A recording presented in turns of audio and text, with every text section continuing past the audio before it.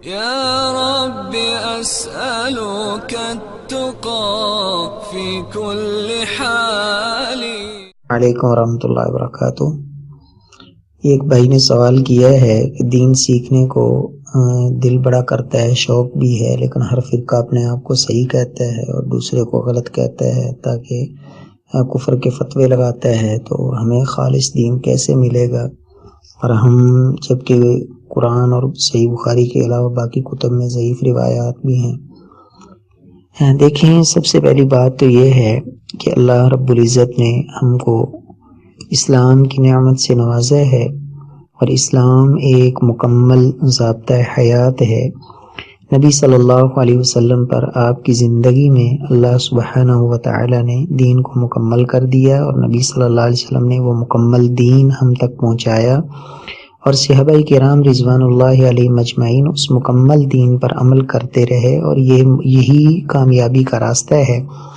نبی صلی اللہ علیہ وسلم سے جب پوچھا گیا تھا تو آپ صلی اللہ علیہ وسلم نے فرمایا تھا کہ میری امت 73 فرقوں میں بٹے گی، اور ان میں صرف ایک ہوگا، اور اس کی آپ نے پہچان اور علامت بتائی، اور اس کا آپ نے منہج، مشن اور آپ نے طریقہ کار بتا دیا.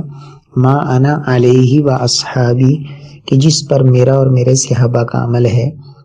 اور آپ نے فرمایا ترکت فیکم امرین لن تضلوا ما تمسکتم بہما کتاب اللہ و سنتی.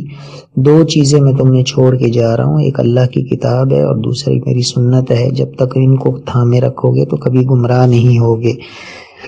تو میرے پیارے بھائی، آپ ذرا غور کریں کہ کون وہ کس چیز کی طرف دعوت دیتا ہے. کن کی دعوت قرآن اور سنت کی دعوت ہے، اور کن کی دعوت کے اندر جو ہے وہ کسی شخصیت کی پرستی یا کوئی وطن یا علاقے کی طرف دعوت نہیں ہے. تو الحمدللہ اہل الحدیث کا جو منہج ہے وہ بالکل واضح ہے. آپ کو اللہ رب العزت نے بصیرت دی ہے. دنیا کے امور کے اندر انسان جو ہے وہ سب کچھ سیکھ لیتا ہے، تو دین کے اندر بھی صرف دور بیٹھ کر خوف کھاتے رہنا ایسی کوئی بات نہیں ہے. آپ دین کو سیکھنے کی تڑپ لے کے جب کوشش کریں گے تو انشاءاللہ اللہ رب العزت آپ کے سامنے راستہ جو ہے وہ نمایاں کریں گے. آپ سب سے پہلے قرآن مجید کو پڑھیں، اس کا ترجمہ پڑھیں، اس کی تفسیر پڑھیں، اور اس کے ساتھ ساتھ آپ عربی گرامر، عربی زبان جو ہے اس کو سیکھنے کی کوشش کریں. تو اس دور میں تو بہت آسان ہو گیا ہے دین کو سیکھنا، اس کے ذرائع جو ہے وہ موجود ہیں. تو ایسی کوئی بات نہیں ہے. کتب احادیث جو ہے اس کے اندر احادیث موجود ہیں، تو محدثین نے ساتھ ہی اس پر حکم بھی لگائے ہیں.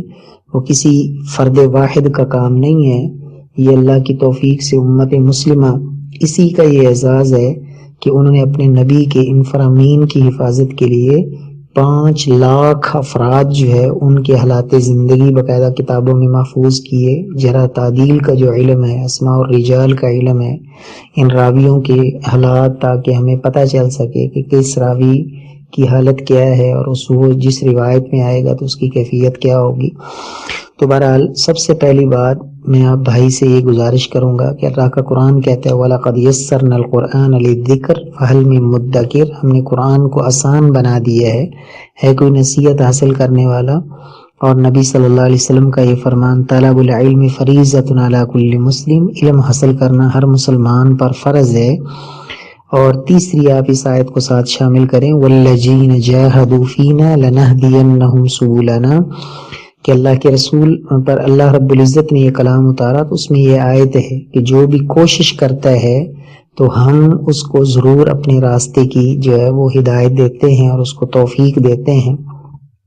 میں آپ کو ایک چھوٹا سا واقعہ وہ عرض کرتا ہوں کہ ایک کتاب ہے تلاش حق، اس کتاب کا نام ہے. اس کے مقدمے میں صاحب کتاب نے یہ لکھا ہے کہ جب میں کالج کی زندگی میں تھا تو ہمارے ایک استاذ نے سبق کے دوران جو ہے وہ انہوں نے ایک واقعہ ہمیں سنایا کہ جنید بغدادی رحمہ اللہ وہ جاتے، گھر سے نکلتے، ہاتھ میں جائے نماز لیتے اور جاتے دریا کے کنارے، تو اس کے اوپر وہ جائے نماز کو رکھتے. تو اس پر سوار ہو کے وہ تیرتا ہوا جائے نماز ان کو دریا کے دوسرے کنارے لے جاتا.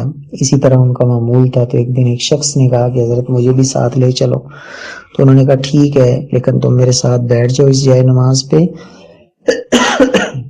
ایک بات ذہن میں رکھنا کہ میں کہوں گا یا اللہ اور تم کہتے جانا یا جنید یا جنید. کہتے ہیں وہ شخص ایسے کہتا گیا. جب دوسری طرف چلا گیا تو واپسی پر اس نے سوچا کہ یہ کیا, اور شیطان نے اس کے دل میں یہ بات ڈالی کہ تم یہ شرک کر رہے ہو. تو اس نے بھی یا اللہ کہنا شروع کر دیا. تو جو ہی اس نے یا اللہ کہا تو وہ پانی میں ڈوب گیا. جنید بغدادی رحمہ اللہ نے اس کے بالوں سے پکڑا اور کہا تم ابھی جنید تک تو پہنچے نہیں, اللہ تک کیسے پہنچ سکتے ہو؟ تو کہتے ہیں ہمارے ایک ٹیچر نے یہ کلاس کے دوران یہ واقعہ سنایا اور کہا کہ ہمیں ان وسیلوں کی ضرورت ہے, واسطوں کی ضرورت ہے. تو ہمیں پہلے ان اولیاء اللہ ان کا قرب حاصل کرنا ہے, پھر ہمیں اللہ کا قرب ملے گا. تو وہ طالب علم کہتا ہے کہ مجھے کلاس میں بیٹھی سمجھ آ گئی کہ نہیں حق بات یہ نہیں ہے, حق کچھ اور ہے, تو مجھے حق تلاش کرنا چاہیے. تو پھر اس نے کوشش کر کے تحقیق کی اور ایک وقت لگایا. تو اللہ رب العزت نے پھر اس کو ہدایت بھی دی اور پھر اس نے وہ کتاب لکھی تلاش حق. تو وہ کتاب جو ہے نا اگر آپ کو مل جائے تو آپ وہ بھی ضرور اپنے مطالعے میں لائیں. بہرحال اللہ توفیق دینے والا ہے. السلام علیکم ورحمۃ اللہ وبرکاتہ.